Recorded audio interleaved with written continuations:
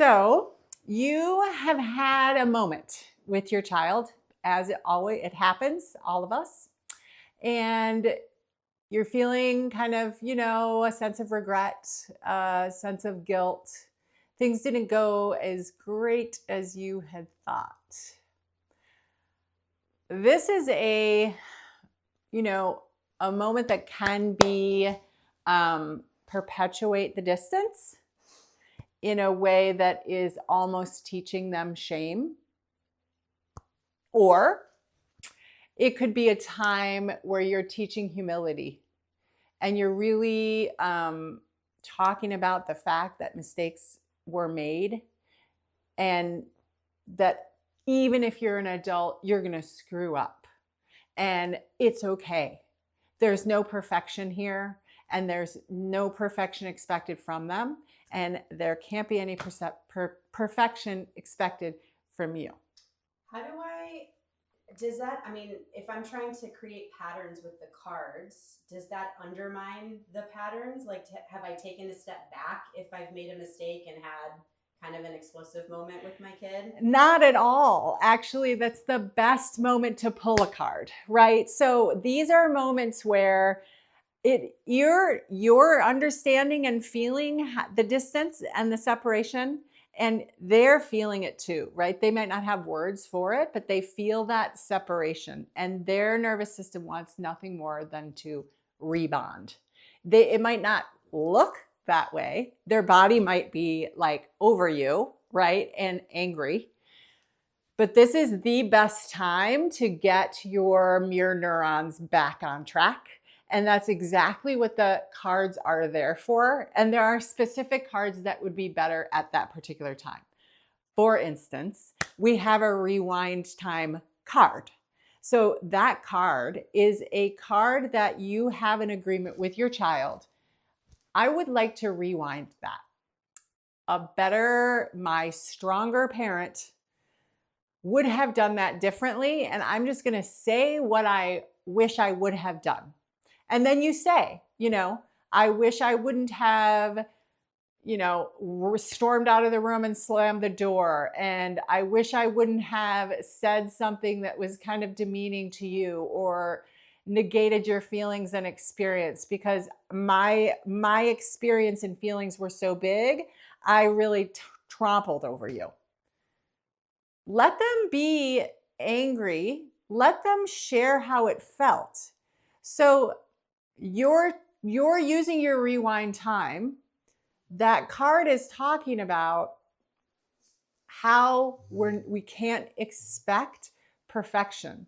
This perfection is a societal expectation that is getting louder and louder, especially for kids.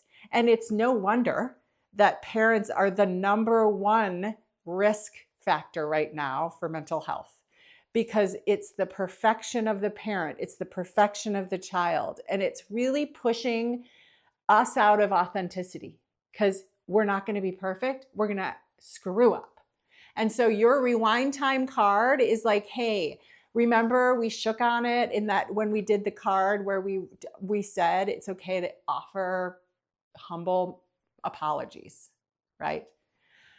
Another really great card to pull at this time is the Team Us card. So we are a team, and every team has struggles, and every team, isn't perfect all the time. But even when we're not perfect, we're a team. And even though that felt really separate in my body and probably in yours, we're still together.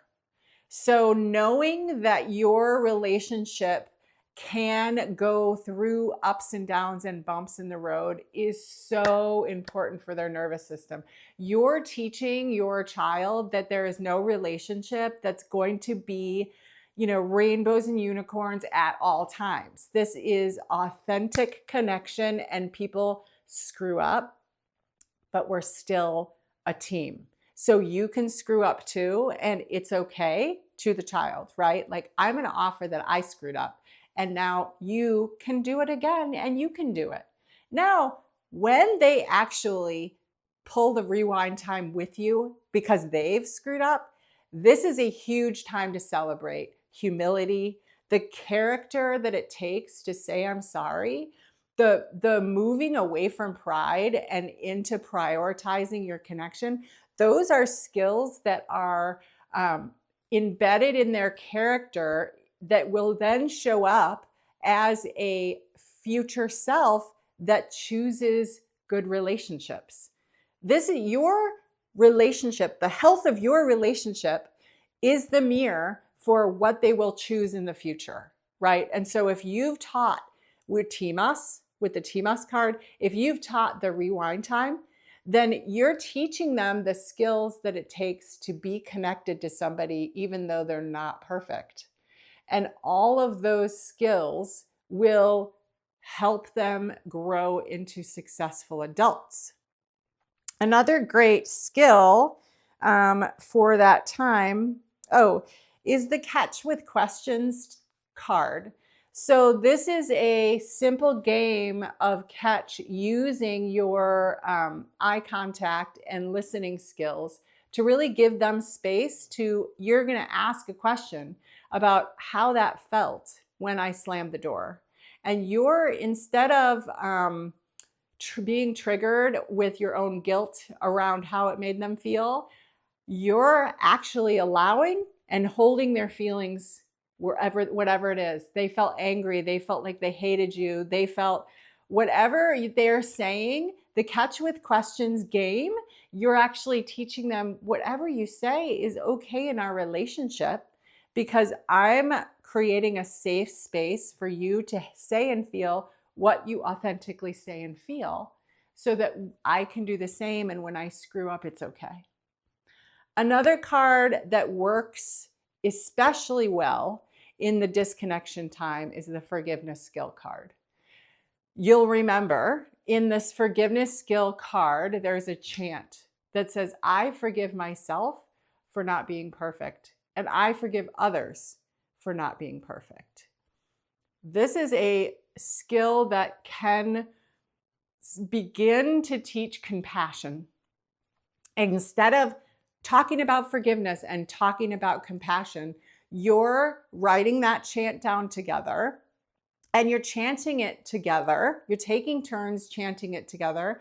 That was the next part of that particular skill. But the skill that like really embeds it in the brain is for you, mom or dad or grandma or caregiver. You tell a story about a time you really screwed up and you really had to work hard on forgiving yourself. And what does that journey look like? It doesn't look like, I screwed up, I forgive myself, easy peasy. No, it's all about the shame and the guilt and the self-hatred and the journey that got you to, I know I'm a person that will make mistakes, and I know you're a person that will make mistakes, but our relationship can handle it, right? And the deeper that relationship with the primary caregiver, the better their nervous system can now integrate. I'm a person who isn't attached to perfection in order to do it right.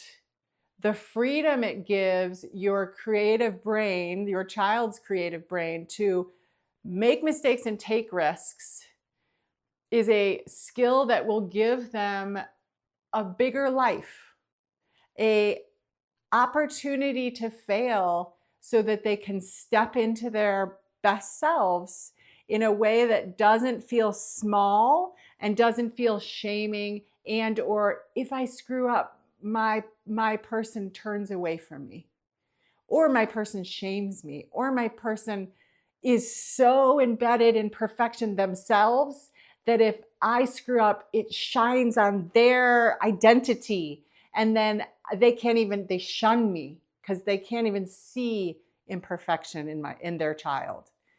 All those things can show up in a relationship, in your primary caregiver relationship, that like they're wordless separations.